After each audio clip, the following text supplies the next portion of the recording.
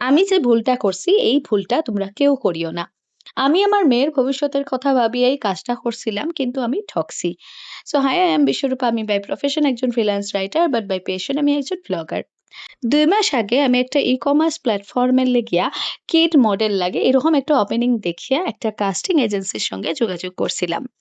Casting এজেন্সিটার নাম হইল star I media, যারা ইনস্টাগ্রামে স্টার আই কাস্টিং করিয়া অ্যাক্টিভ। এই কাস্টিং এজেন্সি থেকে কিন্তু ১০ হাত দূরে থাকিও। তারার সঙ্গে যোগাযোগ করার পরে আমারে কইল যে, "ম্যাডাম আপনি আপনার বাচ্চার কয়েকটা ফটো আমরারে পাঠাইন ফিল্টার ছাড়া।" তো আমি ফিল্টার ছাড়া ফটো পাঠাইলাম। তারপরে তারা আমারে তারার অফিসে ডাকাইল। তো একদিন আমি আমার মেয়েরে নিয়া তারার অফিসে গেলাম। যাওয়ার পরে তারা আমার মেয়েরে একটা ড্রেস দিল। আর ওই ড্রেস পরাইয়া তাইর কয়েকটা ফটো নিল। আমারে কইল ১০ মিনিট ওয়েট করতাম। ১০ মিনিট পরে আমারে কইল যে, "আপনার মেয়ের ফটোগুলা Amazon এর ব্র্যান্ড শুটের লিগে অ্যাপ্রুভ হয়ে গেছে।" তো আমি শুনিয়া তো খুব খুশি, বা নিজের বাচ্চার বালা কিছু শুনলে কার কোন মার ভাল লাগতো না কও? তারপরে হইল রেজিস্ট্রেশন ফি বাবদে ৳১৭৯৯ জমা দিতে লাগবো। তো আমি অ্যাকর্ডিংলি টাকাটা দিলাম। দেওয়ার পরে তারা আমারে আরো কয়েকটা তাইর ফটো-টটো নিল। নিয়া তারপরে আমারে ইনসিস্ট করল যে, "আপনি মেয়ের যদি মডেলিং এ ক্যারিয়ার বানাইতে চাইন তাইলে পোর্টফোলিও শুট করাইতে লাগবো, যেটার লিগা ৳৩০,০০০ লাগবো।"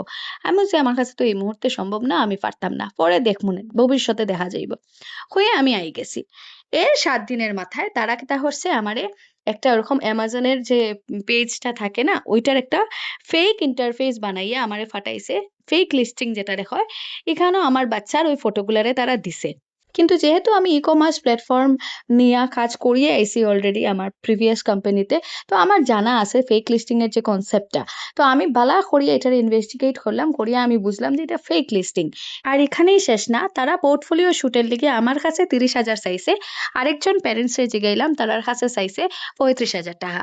আর আরেকজনরে জিগাইলাম, তার কাছে চাইছে ৳২৫,০০০।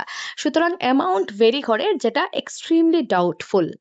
আমি ভাবছিলাম Google রিভিউতে তারার এই ফ্রডটা লেখিয়া দিমু যাতে অন্য প্যারেন্টসরা অ্যাওয়্যার হয়। বাট দেখলাম যে তারার এই ওয়েবসাইট যেটা অফিসিয়াল আছিল এটারে তারা আর লাইভ এখন করেন না। এটারে সরাই দিছে।